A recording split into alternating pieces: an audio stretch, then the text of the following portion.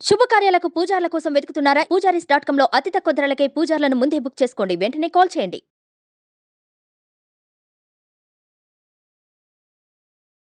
ఓం శ్రీ గురుభ్యో నమ.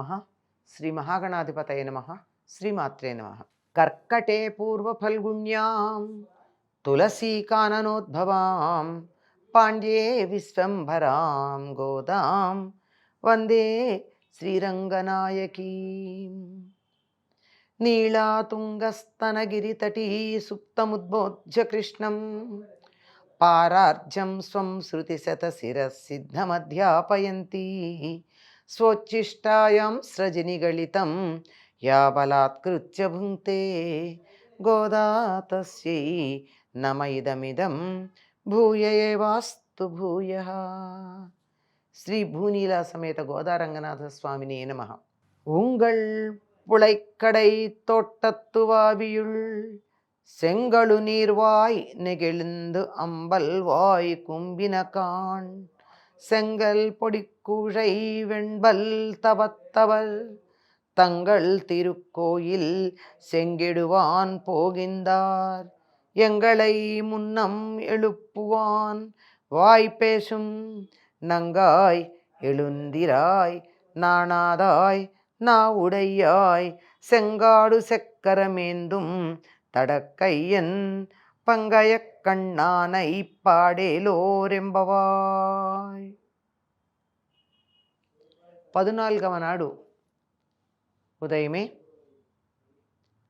కోవెల తోటకు బయలుదేరుతూ కోవెల తోటలో కొలనులో స్నానాధికములు నిర్వర్తించి స్వామిని దర్శించుకుందామని బయలుదేరినటువంటి గోదాదేవి మరి యొక్క చెలి తమతో కలవకపోవడం వల్ల ప్రత్యేకంగా ఆమెను ఉద్దేశించి పలుకుతోంది. ఆవిడ ఏం చెప్పింది ముందు రోజు? నేను మీ అందరికన్నా ముందు లేచి నేనొచ్చి మిమ్మల్ని లేపుతాను అని కొంచెం బీరాలు పలికింది, కొంచెం గొప్పలు చెప్పుకుంది. మీ అందరికన్నా ముందే లేస్తానన్నది ఇంకా లేవలేదు. అందుకని ఆవిడని అంటున్నారు, ఓ పరిపూర్ణురాలా, అంటే వ్రతం చేసి ఫలితాన్ని పొంది ఆ ఫలితం వల్ల ఆనందాన్ని పొందుతున్నటువంటి దానా, చూడు నువ్వు మమ్మల్ని ముందు లేపుతానని అన్నావు కానీ ఎలా ఉంది? నీ పెరటి తోటలో దిగుడు బావిలోని ఎర్ర తామరలు వికసించాయి, నల్ల కలువలు ముడుచుకొని పోతున్నాయి. లే, ఎర్రని కాషాయాలను ధరించి తెల్లని పలువరుసలు కలిగినటువంటి వైరాగ్యంతో ప్రకాశిస్తూ ఉన్న సన్యాసులు తమ తమ ఆలయాలలో ఆరాధ్య దైవానికి ఆరాధన చేయడానికి బయలుదేరి పెడుతున్నారు. లేమ్మా, ఎంతసేపు పడుకుంటావు? లేస్తే బాగుంటుంది. నువ్వు చెప్పావు కదా ముందరే లేచి మమ్మల్ని నిద్ర లేపుతానని. మాట ఇచ్చిన సంగతి మర్చిపోయావా? మమ్మల్ని లేపుతానని మాట ఇచ్చావు, మర్చిపోయావా ఏమిటి?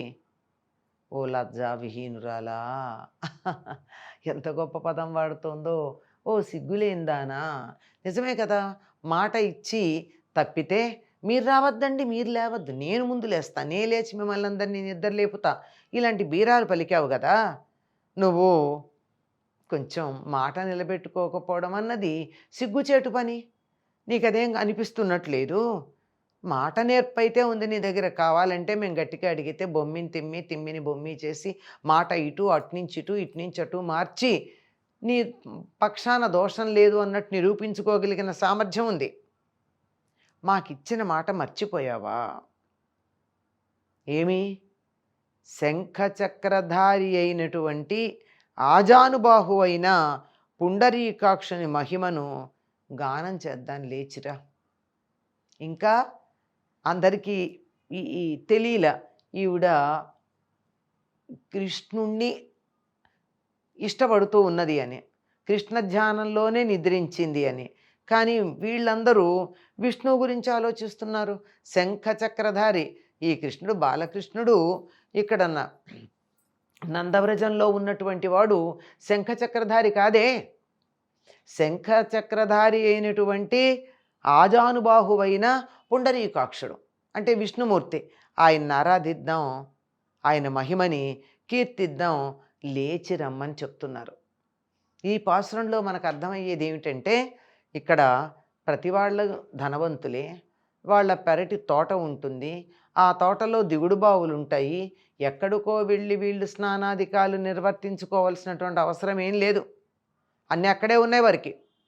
ఆ పెరటి తోటలో ఉన్నటువంటి దిగుడు బావిలో సూర్యోదయమైందని సూచించేటటువంటి చిహ్నాలు కనపడుతున్నాయి. ఎర్ర తామరలు వికసిస్తున్నాయి, నల్ల కలువలు ముడుచుకొని పోతున్నాయి. ఎందుకంటే తామరలు సూర్యోదయానికి వికసిస్తాయి, కలువ పూలు సూర్యకర స్పర్శ తగిలితే ముడుచుకొని పోతాయి. వాటికి కావలసిందల్లా వెన్నెల మాత్రమే. ఇక్కడ తామరలు విచ్చుకుంటున్నాయి, నల్ల కలువలు ముడుచుకొని పోతున్నాయి. లే మరి అంటే సూర్యోదయం అవుతూ ఉంది, రాత్రి అస్తమిస్తూ ఉంది. అంటే సూర్యుడు ఉదయించగానే కలువ పూలు ముడుచుకొని పోవడం సహజం కదా.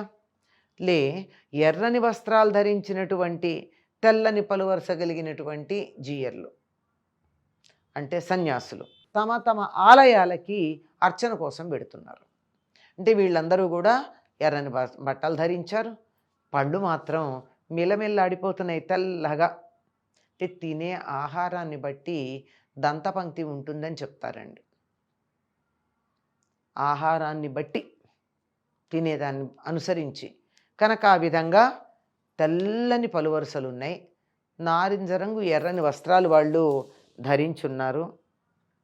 పైగా ఆ నారింజ రంగు వస్త్రాలు ధరించారంటే దాన్ని వాళ్ళు వైరాగ్యంతో ఉన్నారు అని అర్థం చేసుకోవాలి. కాషాయ వస్త్రాలు దేని మీద వ్యామోహం లేదు అని తెలియచెప్పడానికి సంకేతాలు. వాళ్ళ పళ్ళు మాత్రం తెల్లగా ఉన్నాయి, సాత్విక ఆహారం తీసుకుంటారు కనుక వాళ్ళకి వైరాగ్యంతో పాటు అక్కడ ఏం చెయ్యాలో చెప్పాల్సినటువంటి అవసరం ఉంది. అక్కడ చేసినటువంటి దాన్ని తేడా చేయకూడదు. వాళ్ళు ఎందుకు బయలుదేరెడుతున్నారు? తమకి కేటాయించినటువంటి ఆలయంలో అర్చనలు చేయడానికి ఎడుతున్నారు. మళ్ళీ నువ్వు మాట మర్చిపోయావా? మమ్మల్ని లేపుతానన్నావు కదా, అలా మర్చిపోతే ఎట్లా కుదురుతుంది? నువ్వే ముందు లేచి మమ్మల్ని అందరినీ లేపుతానని మళ్ళీ ఇప్పుడు మాట మార్చగలిగినటువంటి సమర్థత ఉంది. మనం వెళ్ళి అర్చించుకుందాం, విష్ణువుని కీర్తించుకుందాం. శంఖ చక్రధారి అయినటువంటి శ్రీ మహావిష్ణువుని, ఆజానుబాహువు పుండరీకాక్షుడు కూడా ఆయన్ని సేవించుకుందాము. సేవ ఎలా చేస్తారు? ఆయన మహిమని మనం గానం చేద్దాం. లేచిరా, ఎంతసేపు పడుకుంటావు? నీకేమి, నువ్వు పరిపూర్ణురాలవి, అంటే నీకు కావాల్సిందంతా కూడా పరిపూర్ణంగా లభ్యమైంది.